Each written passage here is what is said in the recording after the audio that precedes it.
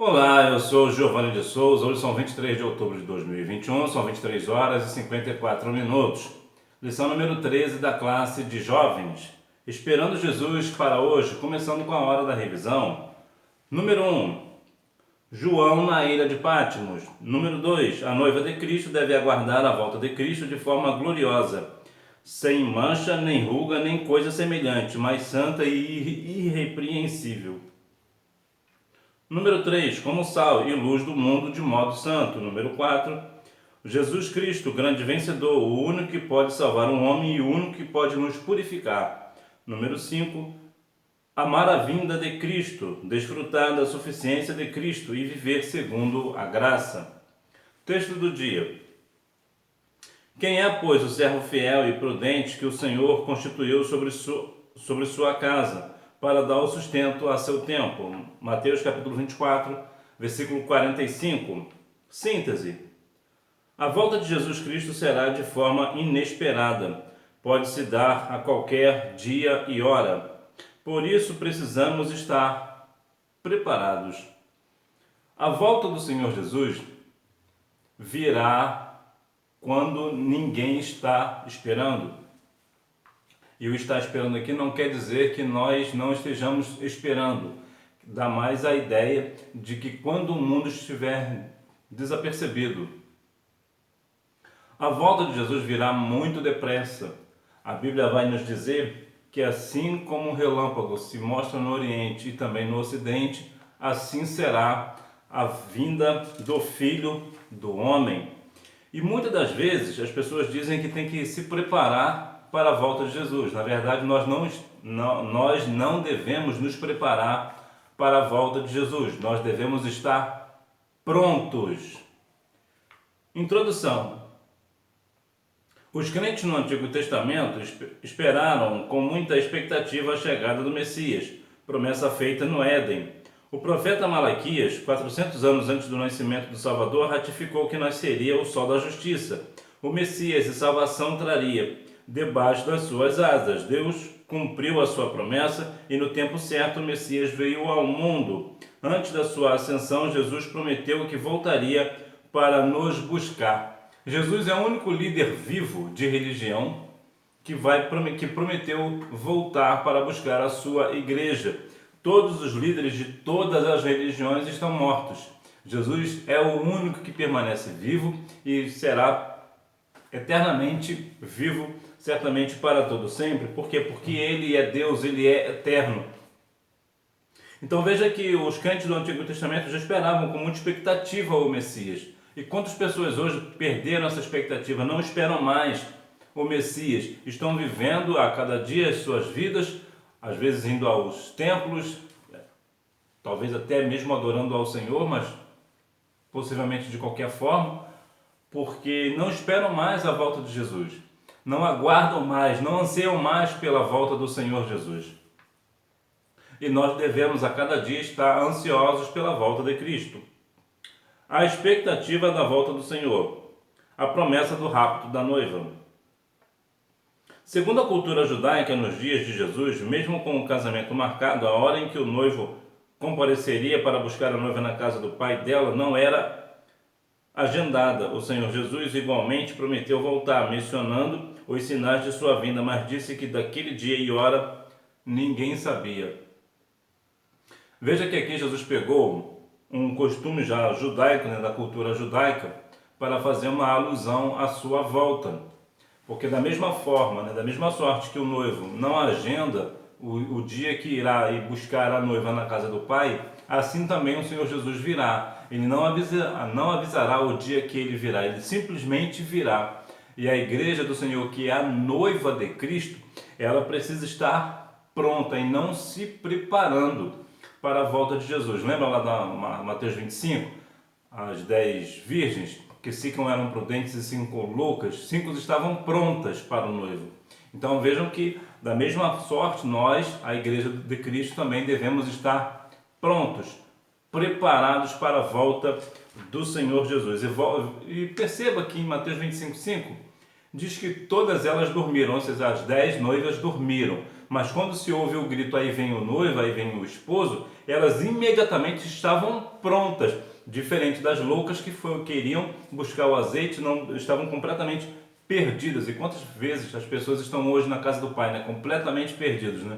Estão dentro da igreja, mas não é a igreja, né? Não faz parte da igreja, estão somente juntos, né? Então nós devemos ser como as virgens prudentes, né? Estarmos prontos para a chegada do noivo. O compromisso da noiva com a santidade. A noiva de Cristo deve viver neste mundo até o dia da sua volta, de forma gloriosa, sem mácula, nem ruga, nem coisa semelhante, mas santa e irrepreensível.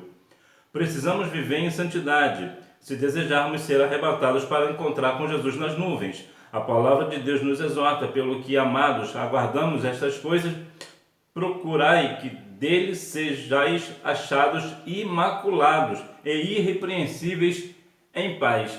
Há uma coisa que nós precisamos deixar muito claro nos dias atuais, que a igreja, né, a igreja de Cristo, é a sua noiva, né? Então, como noiva do Senhor Jesus, a igreja não deve se manter como amante, ter atitudes de amante.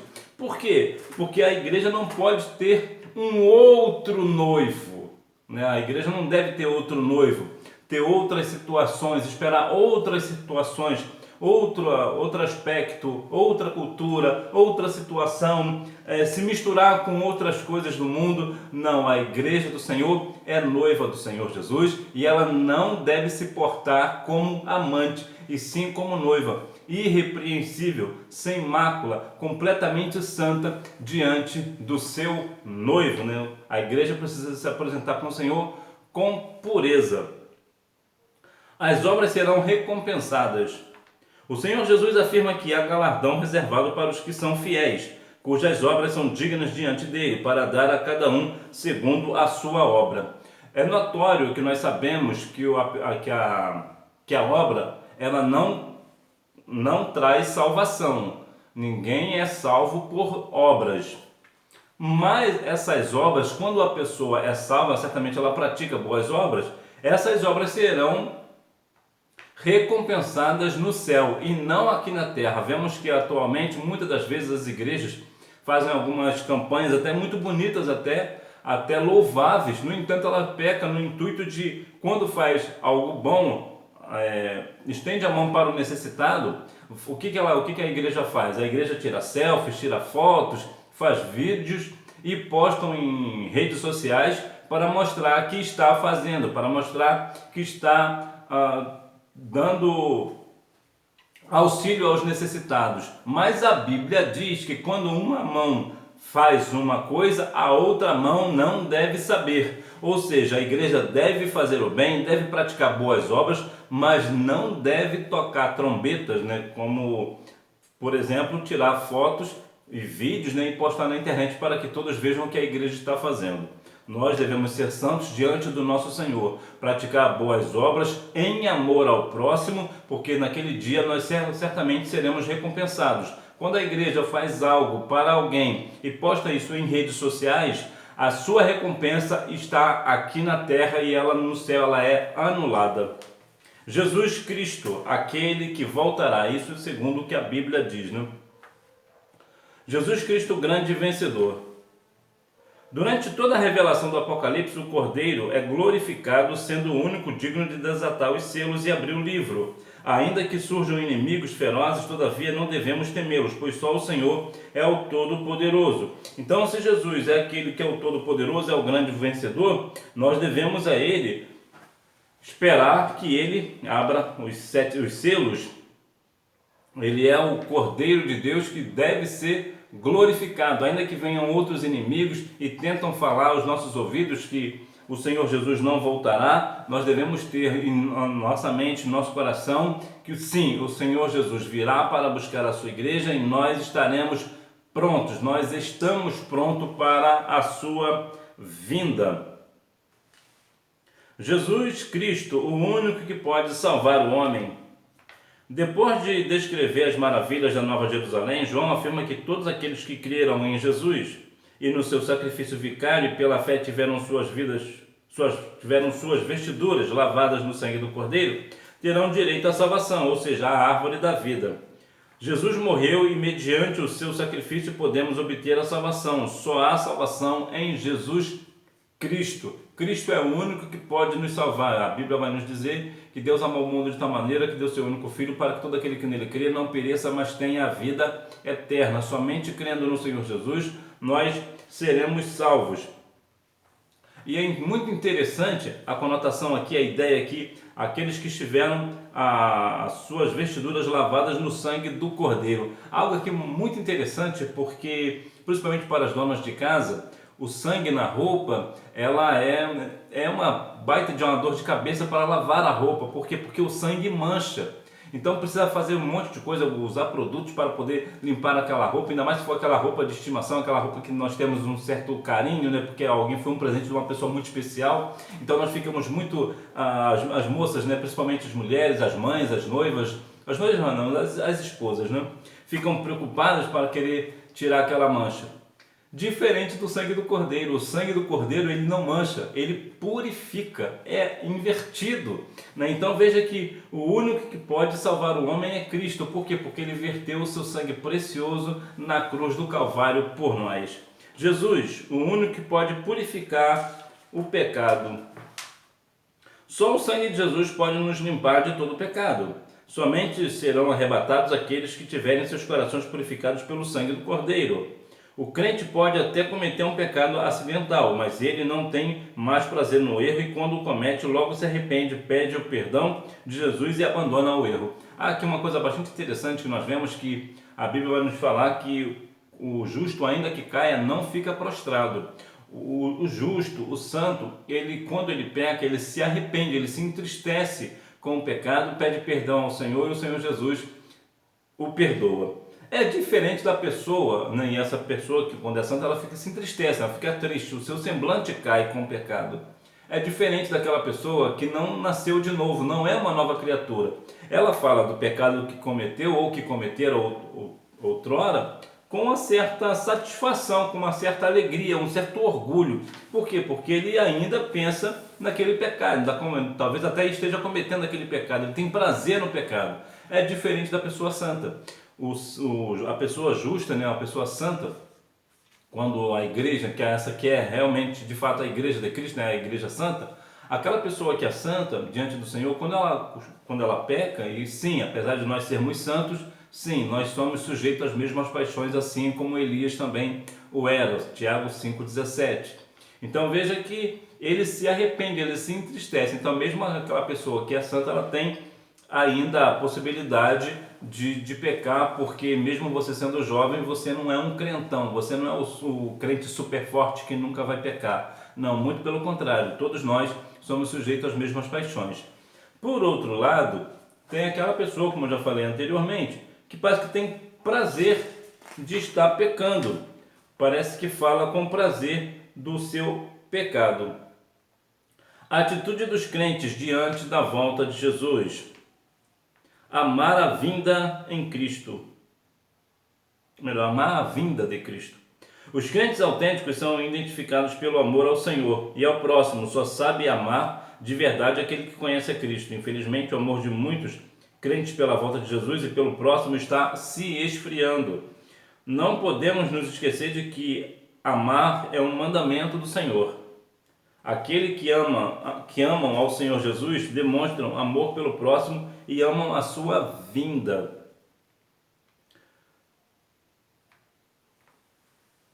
O nosso amor pelo próximo, ela precisa ser aquecida pelo Espírito Santo. É assim também a nossa esperança da volta de Jesus, né? Amar a sua vinda. Nós devemos amar a vinda de Cristo, esperar ansioso para a sua vinda, assim como a noiva espera pelo dia do casamento, ansiosa para o casamento, assim também a igreja deve esperar pelo seu noivo, ansiosa para que ele chegue logo, para que logo venha buscar a sua amada igreja.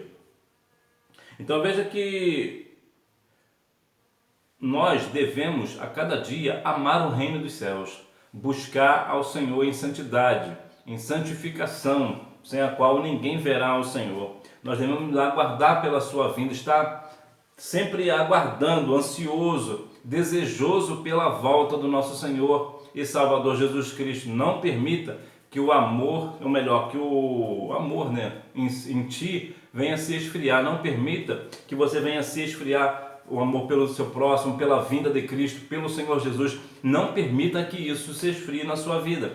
Verdade é que a Bíblia diz que isso irá acontecer, que o amor pelo próximo irá se esfriar, mas isso não deve acontecer na sua vida. A Bíblia diz que vai acontecer, mas não na sua vida. Então não permita que tal coisa aconteça contigo. Permaneça sempre fiel e aquecido pelo fogo do Espírito Santo. Desfrutar da suficiência de Cristo. O que anelam a vinda de Cristo devem confiar nele, para que todas as suas necessidades, tanto de ordem espiritual quanto a material, sejam supridas. Temos um Cristo que supre as nossas necessidades e o nosso maior prazer e alegria deve estar em sua presença. Nele está tudo o que realmente precisamos. Nós confiamos no Senhor e sabemos que o Senhor, Ele é o nosso ajudador.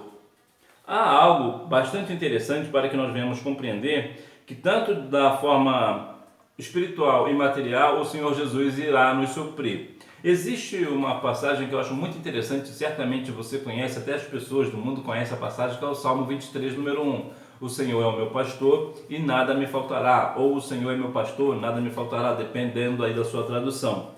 É interessante nós compreendermos que quando a Bíblia fala que o Senhor é o meu pastor, o original ali quer dizer o seguinte, a tradução correta seria: o Senhor é o meu pastor e ele não me faltará. Quem não vai me faltar? O Senhor. E por que isso? Abacuque capítulo 3, versículo 17, vai dizer que ainda que a figueira não floresça, eu esperarei no Deus da minha salvação. Importante nós compreendermos que há algumas coisas na vida cristã que irá nos faltar. O Senhor é o nosso pastor, mas algumas coisas sempre irá nos faltar.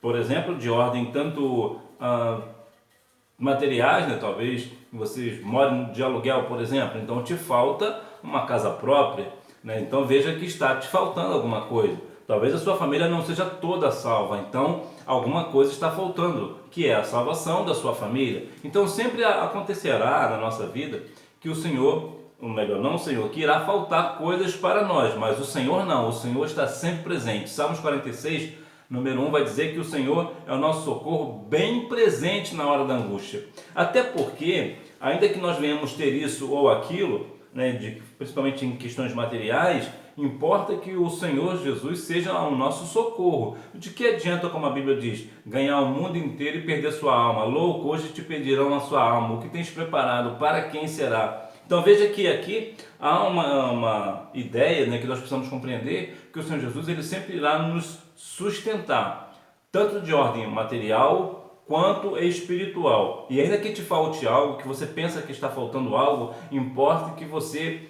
tenha o Senhor Jesus no seu coração. Importa que o Espírito Santo está habitando em você. Isso sim que nós devemos compreender que é a essência do homem, né, da raça humana. O que é? É estar com o Senhor dentro de si. O nosso corpo é templo do Espírito Santo. Então que nós venhamos compreender essa suficiência em Cristo. O Senhor Jesus nos basta. Como Jesus disse para Paulo, né?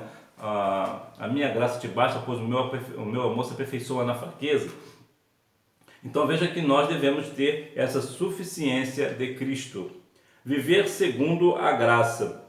Só existe um jeito de aguardar a vinda de Cristo, vivendo debaixo da sua graça. A inclinação da natureza humana, dia após dia, distancia-nos do Criador, mas a graça de Deus nos leva para perto da cruz de Cristo. As coisas cotidianas acabam tirando o nosso foco da palavra, o nosso foco de Cristo. As pessoas têm tempo para fazer tantas coisas, mas não têm tempo para dar graças ao Senhor, exaltar o Deus da nossa salvação. Temos tempo para falar, para conversar sobre vários assuntos, mas nós não professamos a nossa fé para o nosso vizinho. Então veja que aqui nós precisamos compreender uma coisa: nós só conseguimos, humanamente, nós não conseguimos esperar a volta de Jesus. Nós só conseguimos fazer segundo a graça de Cristo que opera em nós. É somente pela graça que nós conseguimos suportar as coisas da vida e está aguardando a volta do nosso Senhor e Salvador Jesus Cristo. A Ele seja a honra, a glória, o louvor e a adoração. Conclusão: o Senhor determinou nossa total vigilância, pois sua volta pode acontecer a qualquer momento. Entretanto, nossas paixões carnais, o anelo pelo dinheiro, o poder, as hostes infernais, as distrações da vida são inimigos que querem nos afastar do céu. Por isso, amemos a volta de Jesus, busquemos sua suficiência e vivamos debaixo da graça, esperando todos os dias por nossa bem-aventurança esperança, ou melhor, bem-aventurada esperança. Então nós precisamos compreender o seguinte, que as nossas paixões carnais, nós devemos deixar de lado. O anelo pelo dinheiro, pelo poder, nós deixamos de lado. As hostes infernais e as distrações da vida são inimigos que querem nos afastar do céu. Mas nós, pela graça do Senhor Jesus, nós devemos continuar firmes, esperando, aguardando a bendita esperança que é a volta do nosso Senhor e Salvador Jesus Cristo. Que nós venhamos a cada dia mais ter esta certeza, ter esta fé, a nossa fé esteja avivada no Espírito Santo, esperando Jesus para hoje. Nós devemos estar esperando Jesus para hoje, para agora, para este momento, e que nós venhamos continuar preparados para a volta do nosso Senhor e Salvador Jesus Cristo. Eu desejo neste momento agradecer a você que esteve presente aqui comigo neste trimestre, que tenha sido um trimestre de bênção para a sua vida, e eu aguardo você no próximo trimestre, se Deus quiser. Que Deus em Cristo continue abençoando a sua vida, que você tenha uma boa aula, não deixe de ir à Escola Bíblica Dominical, até porque quem faz a escola é o aluno. Tchau!